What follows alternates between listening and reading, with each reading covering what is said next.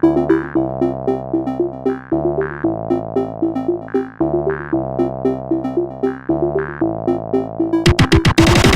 welcome back to the Mild Manner Vlog. I'm Chris. So I just recently finished playing a game called The Last of Us.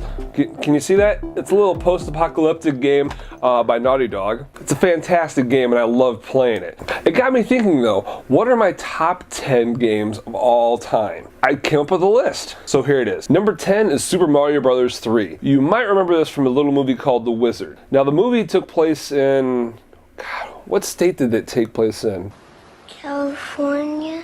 Of course. And in the climactic scene at the end, they had to play Super Mario Brothers 3!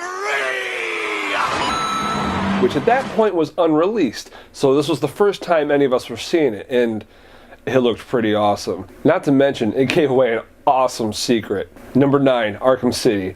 I cannot explain how long I've been waiting for a DC Comics video game to come out, and this one was amazing. Now, granted, Arkham Asylum came out before, but it was just starting to push the boundaries. Arkham City, it flexed its muscles. It had better graphics, a lot larger map to play, and amazing fight mechanics. The guys at Rockstar Games knocked this one out of the park. Heck, they even had Kevin Conroy voicing Batman and Mark Hamill doing the Joker. I can't wait for the prequel of this called Arkham Origins coming out in October. It looks amazing. Plus it has online multiplayer. Number 8 is Ken Griffey Jr. Presents Major League Baseball. This was one of the first baseball games I ever owned. The rosters practically matched up with the rosters of current baseball teams at that time. It even allowed you to replace the names of the players. Number 7, Super Mario Bros. For the Wii.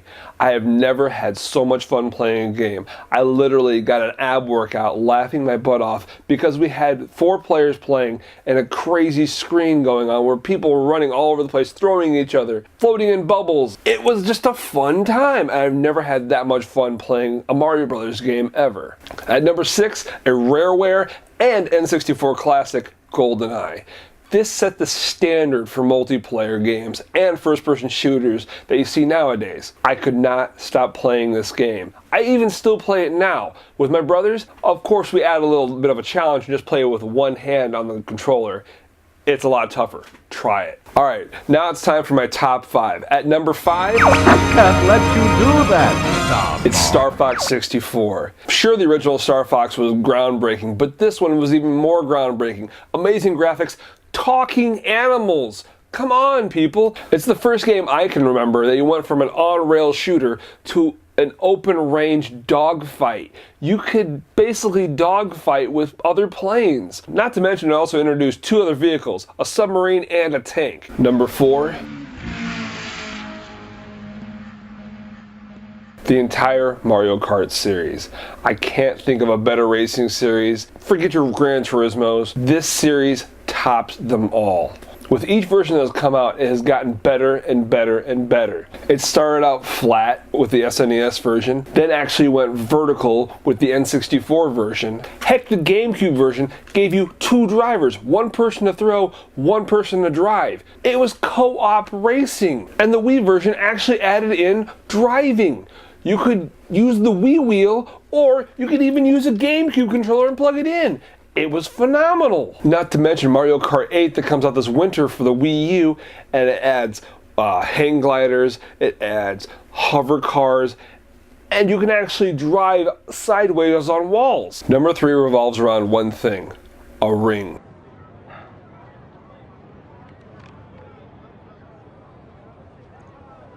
Welcome back.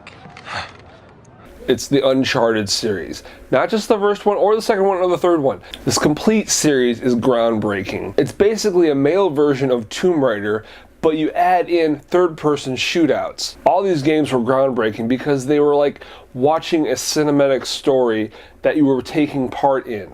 The adventure, the puzzles, and the gameplay had me playing this for hours. I would lose track of time playing these games. Be careful. Come on. I always am.